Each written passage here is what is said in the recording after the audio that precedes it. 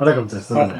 அம்பத்தூர்ல பக்கத்துல ஒரு பிளாட் ஒன்று இருக்கு. 30-40 பிளாட் இது. அதுல ஒரு G+1 கன்ஸ்ட்ரக்ட் பண்ணலான்ற ஒரு ஐடியா இருக்கு. சார் நம்ம வெப்சைட்ல வந்து ஒரு 3 பேக்கேஜ் இருக்கு சார். அதுல என்ன மெட்டீரியல்ஸ், என்ன ஸ்பெசிஃபிகேஷன்ஸ் எல்லாமே டீடைல்டா இருக்கு சார். இப்போ நீங்க கேட்ட ரெக்குயர்மெண்ட்ஸ்க்கு ஒரு ஹாஃப் கிரவுண்ட் பிளாட்ல G+1 டூப்ளெக்ஸ் கட்டுறோம் அப்படின்னா ஒரு 50 to 55 lakhs வரைக்கும் ரஃபா ஒரு பட்ஜெட் வந்துடும் சார். அவ்வளோ வருமா சார்? கண்டிப்பா வந்துடும் சார். உங்களுக்கு கன்ஸ்ட்ரக்ஷன் மட்டும் இல்லாம sump, septic tank, compound wall, borewell, EB, plan approval இந்த மாதிரி விஷயங்கள்லாம் சேர்த்தீங்கன்னா ஆல்மோஸ்ட் அந்த பட்ஜெட் கிட்ட வந்துடும் சார். இப்போ நம்ம ஃபர்தரா ப்ரொசீட் பண்ணணும்னா என்ன பண்ணணும்? ஃபர்ஸ்ட் நம்ம வந்து டிசைன் பண்ண சார். பிளாட்டை விசிட் பண்ணிட்டு நம்ம டிசைனிங் ஸ்டார்ட் பண்ணிடலாம் சார். சரி, ஓகே சார்.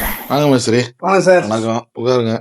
சொல்லுங்க சார். அம்பத்தூர்ல ஒரு இடம் இருக்கு, ஒரு 30க்கு 40. அதுல கொஞ்சம் சீக்கிரமா வீடு கட்டணும். என்ன சிறப்பா ரேட் கட்டிக்கலாம். என்னன்னு சொன்னீங்கன்னா?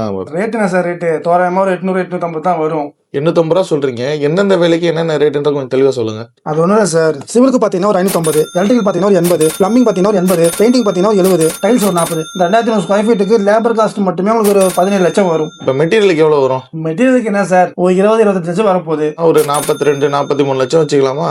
அதில் பில்டிங் கட்டி முடிச்சிடலாம் சார். ஓஹோ, சரி, ஓகே. நாளைக்கு சைட்டுக்கு வந்துருங்க. வச்சதை நம்ம நேரில் பேசிக்கலாம். சரிங்க சார், வந்துடுறேன் சார்.